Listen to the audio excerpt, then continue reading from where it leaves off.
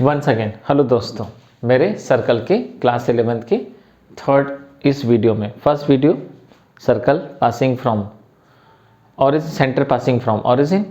Second video आपने देखा होगा मेरा circle touch both the axis, and now my third video circle touch to the X axis. देखिए X axis की जगह हम वाई भी कंसिडर कर सकते हैं, बट हम फर्स्ट जो इसका केस ले रहे हैं वो हम इसका केस ले रहे हैं circle touch to the X axis only. That means इस वीडियो में हम ये देखेंगे सर्कल एक्स एक्सिस को जब टच करता है तो उस सर्कल का जनरल इक्वेशन क्या आएगा। लेकिन आपको भूलना नहीं है सर्कल का जो लोकस है, सर्कल की जो कंडीशन है वो डिस्टेंस फॉर्मूला।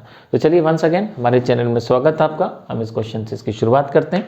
सो अगर आपके पास में एक ऐसा केस दे रखा है कि this is the X axis and this is the Y axis and now the centre of circle is this, और आपको फाइंड करना है कि इस सर्कल का इक्वेशन क्या होगा।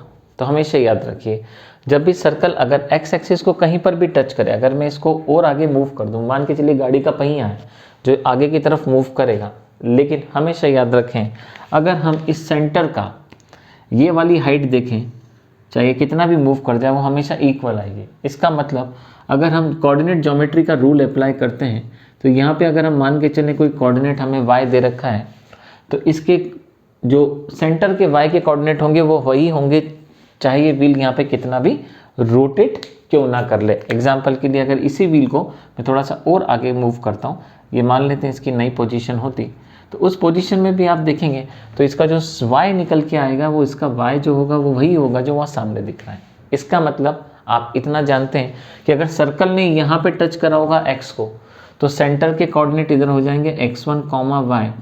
अगर सर्कल यहाँ पे टच करेगा x एक्सिस को और कोऑर्डिनेट अगर x2 है, so my dear student coordinate हो जाएंगे x2, y। इसका मतलब सेंटर में y के कोऑर्डिनेट्स कभी चेंज नहीं होंगे। तो आपने देखा यहाँ से हमने इसको सीखा। अब हमें फाइंड करना है इसका इक्वेशन। सो सेंटर जब हम लेते हैं C तो कोऑर्डिनेट हम जानते हैं G और F, अकॉर्डिंग टू बुक हम यूज़ करते हैं।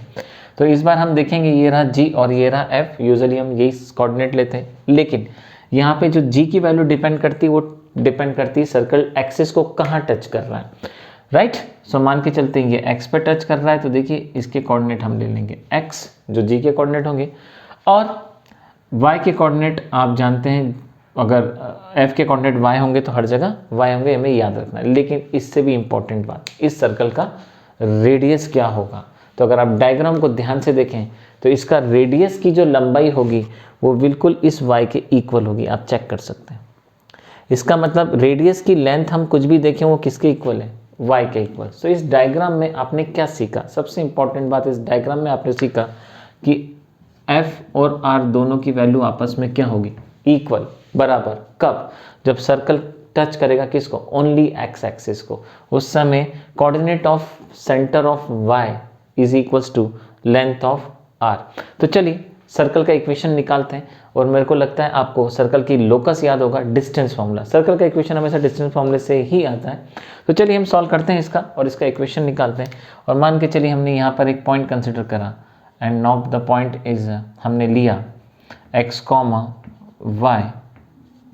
आपको याद होगा हर कोऑर्डिनेट में मैं x, y ही लेता हूँ, आपको भी x, y ही कंसिडर करना है। और रेडियस आप जानते हैं कितना है आपके पास, r, और आप जानते हैं r किसके बराबर है, f के। लगाइए लोकस, लोकस मतलब कंडीशन, और निकालिए इसका इक्वेशन। तो लोकस होता है इसका distance formula.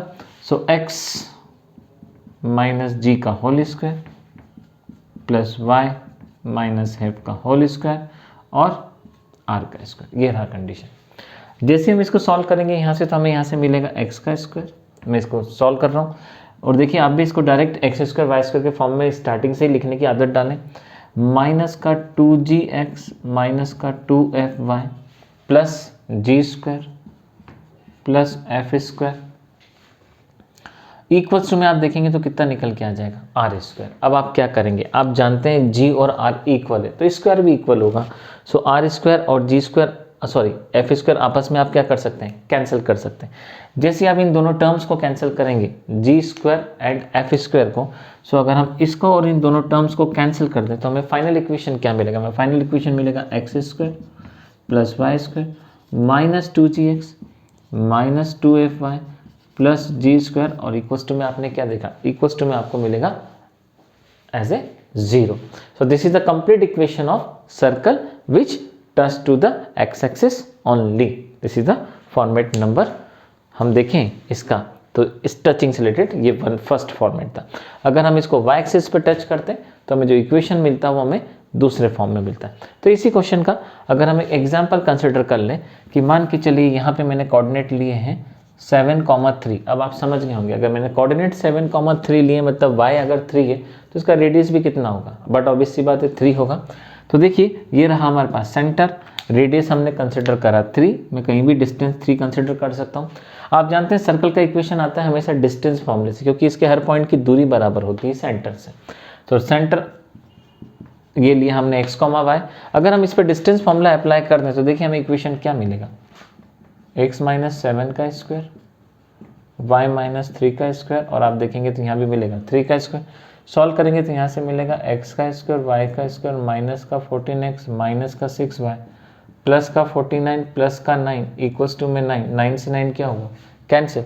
So final equation आपको आ जाएगा x square plus y square minus 14x minus 6y plus का 49 और इक्वल्स टू में आपको कितना आएगा 0. बट अगर आपकी कमांड इतनी अच्छी है कि फॉर्मेट ये है तो डायरेक्ट आप इक्वेशन निकाल सकते हैं. विद इन 3 to 4 सेकेंड आप फाइंड कर सकते हैं इसका इक्वेशन किस फॉर्म में निकल के आएगा. तो चलिए दोस्तों, इस वीडियो में अभी हमने डिस्कस करा यही फॉर्मेट.